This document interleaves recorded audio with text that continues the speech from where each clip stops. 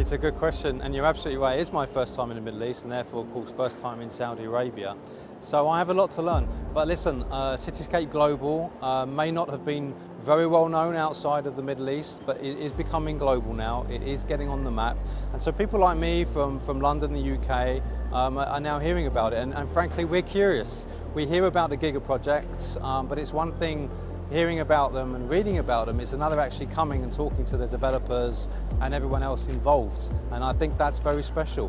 Riyadh is hard to explain right now for me because, of course, the way it's worked, honestly, I'm coming from the hotel to this magnificent exhibition centre. So it's hard for me to speak about Riyadh. I'd like a chance to go into other parts to see. But I can only say what I see, which is the people that I have met so far. It is the energy. It's the energy and enthusiasm.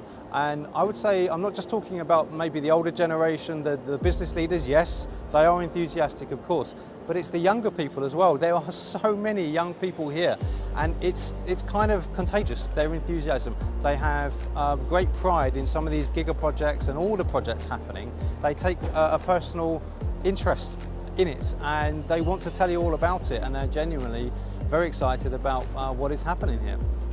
Yeah, I mean, there are so many giga projects around to look at, and I was thinking to myself, what is my favourite one? But it's hard to kind of choose, to be honest.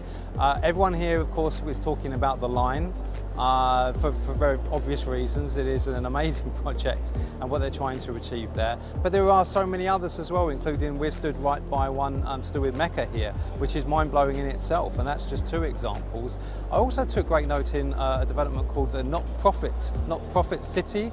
I think that is a very interesting concept. As you all know, that's one where they're not so much entertaining ideas of commerce, but it's more about training young people, education and so forth. So again, some very novel ideas that are happening.